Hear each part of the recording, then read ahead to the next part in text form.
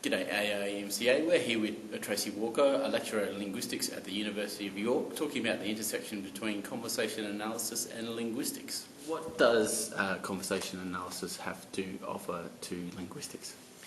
I think that CA offers linguists and people who are interested in language a principled way of looking at the way that linguistics is used in everyday life.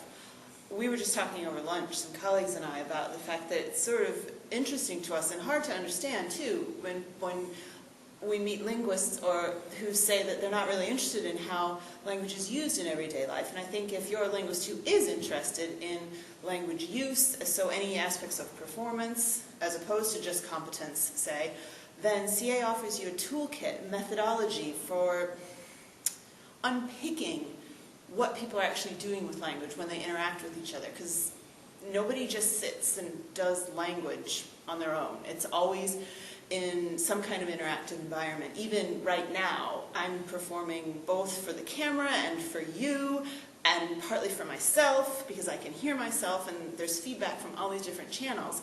But I'm doing something when I talk. And that's something that traditional linguistics doesn't really give us a handle on, but being able to look at it, to use the methods that have been developed by conversation analysis, you can then take what you know, say about nouns and verbs and clauses and phrasing and phonetic production, and put all that together and explain why I'm doing what I'm doing in the way that I'm doing it. Okay, and so what, vice versa, might linguistics be able to bring to conversation analysis? Again, I think I have a really strong bias here because I was, my supervisor always says, brought up as a linguist doing CA. I never saw them as separate things to do. And so it seems to me, again, if you're interested in how people interact in a spoken or a signed medium, that you'll want to know something about the nuts and bolts of that medium that they're using to communicate. So you'll want to know, if you learn a bit about linguistics, you'll learn how different languages are put together, some of the similarities between languages and the dissimilarities, how that gives you different bits, different things you can use to do your actions. So, for instance, if you speak a language that doesn't have to use pronouns in the way that English has to use them, then you've got a few more options for how you might do things like reject an offer or accept an invitation, where it doesn't have to, you don't have to put yourself into it. It doesn't have to be I this or yes, thank you, I will, that kind of stuff. So I think knowing the bits about linguistics gives you a handle on the ingredients of interaction. Mm. So to ground that, what kind of research do you do in terms of that brings linguistics and CA together? Well, my thesis was on phonetics and interaction, and I looked at repetition sequences. So it turned out that when doing my linguistics training, the bit that I was best at was phonetics. And I happened to be lucky enough to then to learn about some people who'd been doing CA kind of research with the phonetics background, and that was the crew at the University of York, because I did my PhD at the University of Colorado at Boulder.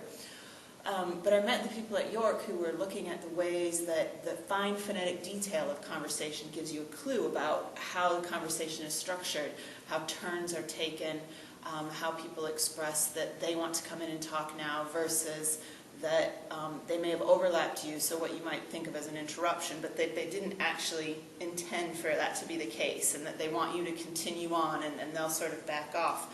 And by looking at the fine details of phonetic production, you can learn a lot about how conversation is structured. So that's what I do, mainly.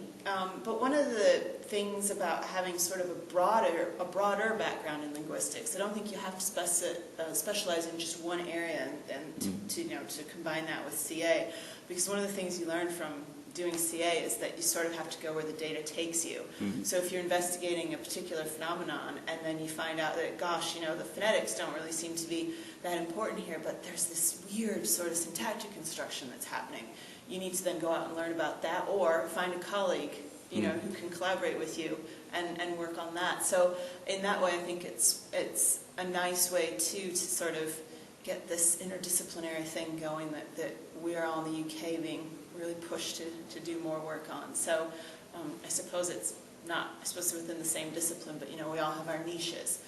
So phonetics is where I'm most comfortable, but I know a little bit about grammar.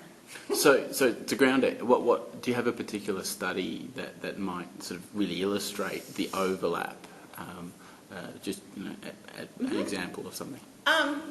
Well, I think that there's an article from 2006 on offers where it talks about the different grammatical construction of offers, and that was in the Journal of Pragmatics. But my phonetics work was the main sort of phonetic-y bit of that was published in Discourse Processes. But that was a long time ago now. It was 5 years ago, 6 years ago, 2005, I think, Discourse Processes. But that goes through, that's an article sort of version of my thesis that goes through repetition repairs, and how, so for instance, if I say, I went to the store today, you say, what? And I say, I went to the store today. The details of how I produce my I went to the store today, I show have a consequence are consequently based on what happened in the interaction before that point. So, and what's interesting is most people think, well, obviously, if you're going to repeat yourself, you do it, more clearly, so people can understand it better, louder, and all of that kind of stuff. But that, in the collection of, I think I had nearly 100 cases of exact repetition repairs, and that only happened in about 25% of them. And so, in 75% of them, people did the repair more quietly and much faster, and in ways that you would intuitively think made it harder to understand. But I connect that to what happened prior in the conversation and talk about how that, led to that kind of phonetic production being made.